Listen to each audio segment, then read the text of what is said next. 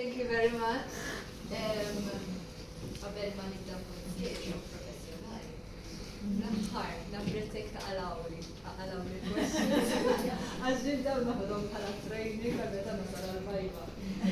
Għek ma nistax il-fajli nqaċċajt nista' ma bil-bajba. Għandek ħafna at stake. Mela. Thank you very much. I would like to start by thanking the organizing committee for organizing this fabulous conference. As I said to some of the members in some previous conferences that I attended, it was like structured. The first day we have all the presentations one after the other. Most of us when we, not me, because I stayed at the end. When they are ready, they leave. The second day is the walking tour, and then the third day is the online. But here it was really highly organized during the 3 days with the panels and the sitting, and I highly appreciate that. Thank you very much. Going on to my research study and the paper that I will be presenting today.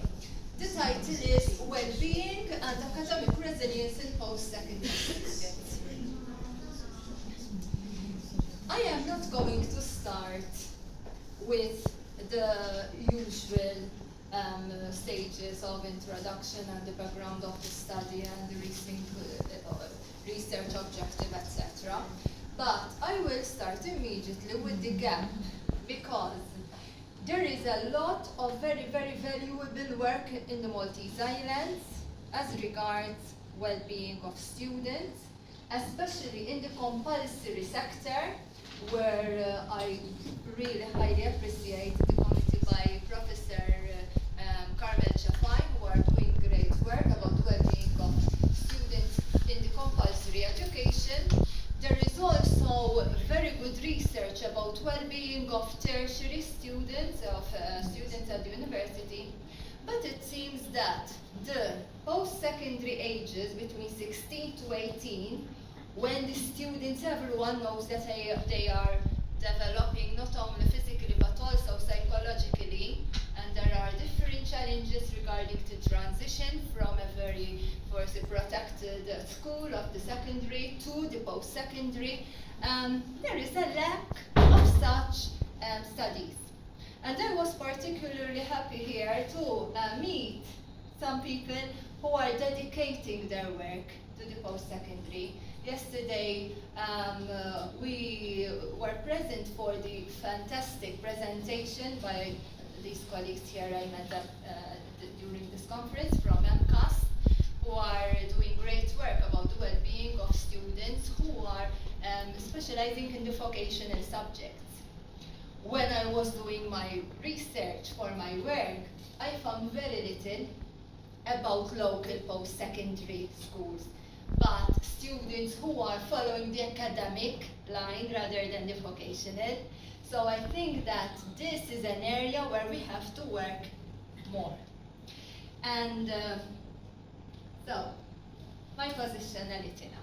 I am a biology teacher. I teach at a higher secondary Nashar, Giovanni Cormi Higher Secondary School in Nashar. I've been teaching in all for the past 26 years. However, I've been 13 years teaching the post-secondary sector. I am also a mother of a 17-year-old. He already covered the first year at the post-secondary. Now he is proceeding to the second year. So I can see from the lens of a mother now, and even from the lens of a teacher. But let me tell you a small story to put you into perspective why I went into this area so passionately. Initially, when I was doing my MBA, I was focusing on quality assurance in post-secondary schools, because post-secondary is a very particular sector. The compulsory is catered for by the QSC, then the tertiary, there is the MFHEA, post-secondary, sometimes we fall under this side, sometimes we adopt and adapt. And I really like, as a person, I really like quality. I'm that person who likes to plan and everything precise, even when it comes to, I've always been like a student who likes to study, and if I don't get an A, I know it's very wrong. I get very upset, but that's me. ending up my MBA, and I was really like encouraged to continue, many people were suggesting that I follow this area of quality assurance, because a lot of post-secondary schools and other institutions that offer master's level, etc., they need quality assurance, and it pays a lot of money. So for me, it would have been an ideal niche to go there and cater for these schools. But things started happening, even observing our students, and there were two instances in particular that hit me hard. As a person, I am quite, if I have a name in mind, I do it. But then I have another aspect of me that I have discovered that I have a lot of what we call mirror neurons, and this makes the person with more empathy, and I tend to cry a lot when I see these situations. Went to school, and I heard that a person who used to be our student committed suicide. And it hit me very, very hard. And I started asking a lot of questions. Some time passed, and I heard of another situation where a student who used to be our student committed suicide. And that hit me even harder, because the student, I had met her, I used to be a singer. And I was during a rehearsal with a band, and she came to me and so politely and so nicely, she said, "Hi, miss, inti tal-lem il-ħajjer?" And I said, "Yes." And she said, "Okay, I know you there, you are in new block, cool." And I said, you attend higher as well." So that was the only instance I met her. And I said, what do you study? She didn't study biology. And then I heard that she committed suicide, So, and this shifted my attention then from studying quality assurance, because it is very important, but there are a lot of great people in it, to well-being. What can I do as a teacher in my classroom? So, I started researching. This was not good for my research, because it's 2008 and it is more than 10 years. But look what it says. In a study that was carried out in 41 countries in Europe and America, here Malta, a bit in the Mediterranean, it was concluded that Maltese students are the most pressured with studies. World Health Organization. Then I started gathering more data. I'm going to just present to you a few. There is this data from health behavior in school-aged children study. It's called HSBC. Shows that the percentage of boys and girls in Malta who report either feeling low or feeling nervous is higher than the average amongst 48 countries and regions surveyed in Europe and North America. And usually we do a lot of questioning when we see such statements, because how reliable is this, how robust the study was, But it was quoted in the Office of the Deputy Prime Minister in 2019, this study. The Maltese Mental Health Strategy 2020-2030 reveals that half of all mental disorders start before the age of 14 years. And this is again from the same document. This is some of the data from of course, quantitative studies that have been carried out, because mine, I will tell you later about the methodology, mine are qualitative. And I was focusing, because there is no other data locally, on the Form 5s. Year 6, Form 1, year 7, 8, 9, 10, year 11, okay? Students. And a local study carried out in 2015 found that 27.3% of Form 4 students were at risk of developing depression. I found this in one of Malta's dissertations. 2022 Richmond Foundation, 70% of the local teenagers and youth have reported feelings of anxiety, sadness, and depression. Depression is not a joke. So, and most of these studies, they don't just give you a questionnaire, have you ever felt depression? They are statistically, and they are very reputable, standardized tests, differing 8%, but I encountered even this last year. I teach biology, as I said, and biology and chemistry students, they tend to, some of them, come with the idea of going into medicine, and they are really like determined to work as hard as possible to get the A's and B's necessary in one sitting to succeed. And this hit me hard again. No, Blundell and Giovanni, 2024, 8% of Malta's medical and pharmacy students, so previously they were our students, biology and chemistry, indicated they wanted to commit suicide because of stress. Even if there is one student, it breaks my heart, let alone 8%.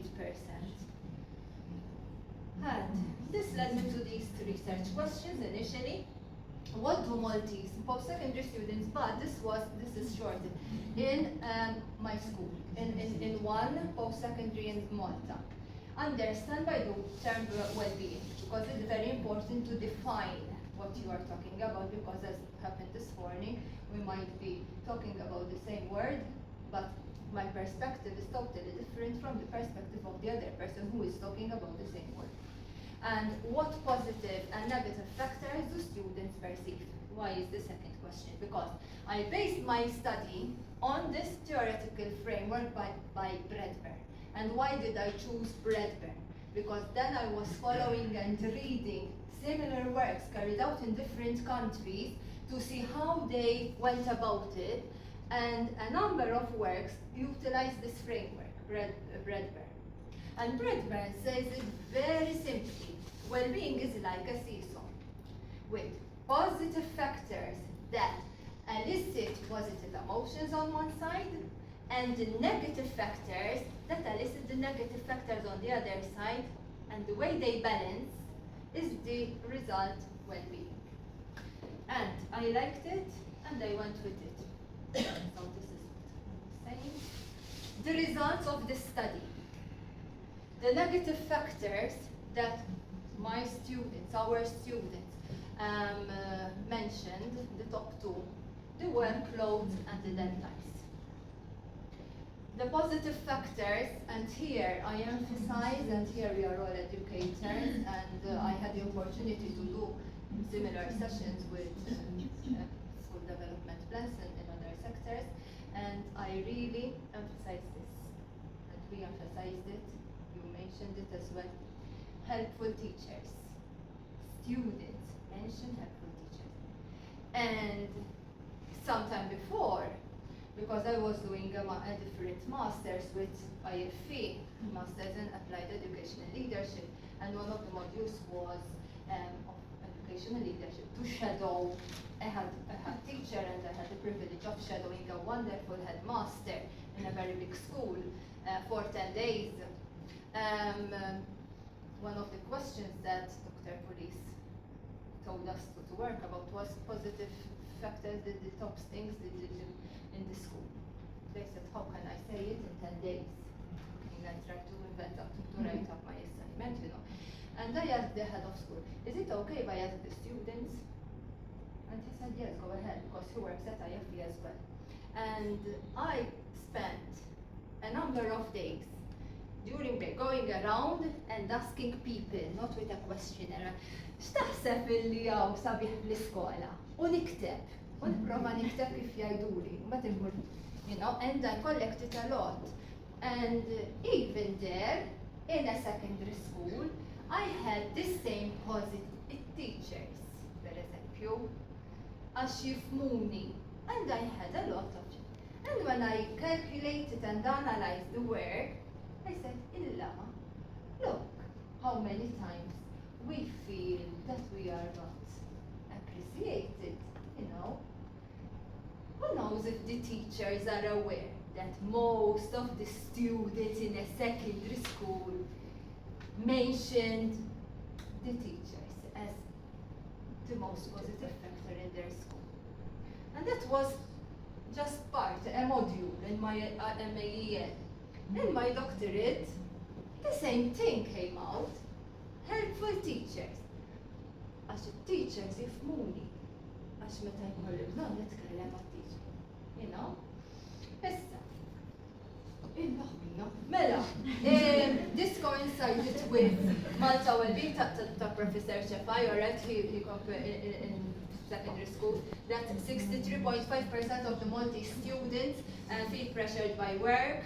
Aligns also with OECD, the other one of the teachers. So 71% of the students who have good relationship with their teachers, you also mentioned that you got it with your studies, tend to enjoy their time at school. Again, from Chefai's work, I'm going to skip a bit because he told me it's 5 minutes. Then this led me to, because, alright, now I know that workloads and deadlines, they diminish the well-being of our students. But what are we going to do to increase our well-being? Reduce the workloads or the deadlines? And in my simple mind, not as a researcher, but as a human being, even if you are a housewife, you have workloads and deadlines. You have to take your children there and here and cleaning and washing the dishes and the laundry. Let alone, we are preparing our students for high positions, for professional positions. And if I prepare a doctor and he's going to get all these different situations, and you know, we need resilient students. So, what do students and educators identify as the necessary skills that students should develop to effectively manage academic pressures, such as workloads and deadlines? And then the second research question, allura issa, what actionable recommendations can be made for educators and school leaders to create a supportive educational environment that fosters resilience and equips students with skills and mindset needed to thrive academically and personally in post-secondary education and beyond? To understand a bit, I was analyzing the timetables of students who have chemistry with teacher number 1, biology, another teacher, then chemistry practical, another teacher, and then with chemistry but another teacher, and then biology with the second teacher that they saw here, and then English, and then chemistry with the fourth teacher, and then biology with a new teacher, and then SOC, and then psychology. Sissa ġiġa 8 different teachers, unbat għandhom 3. 3 għandhom 1, 2, 3, 4. Okay? Unbat biology, teacher number 9. Unbat English, unbat SOC, unbat chemistry, with the same teacher.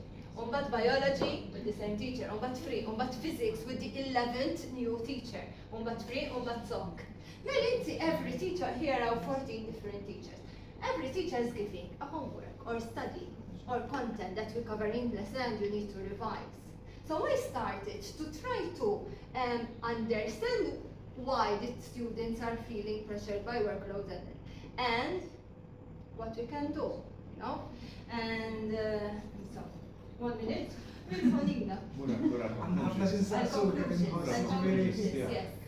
Conclusions kienu. So we'll ask you a question of what we should do.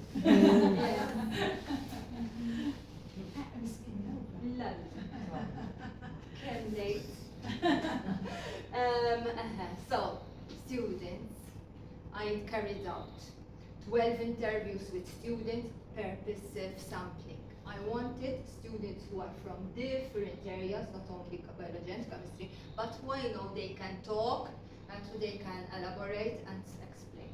And 12 teachers, different teachers and educators, because I also included the school counselor. Time management, so even though they are 17-year-old, they need more help how to manage their time. Problem-solving skills, adaptability to adapt, and self-efficacy.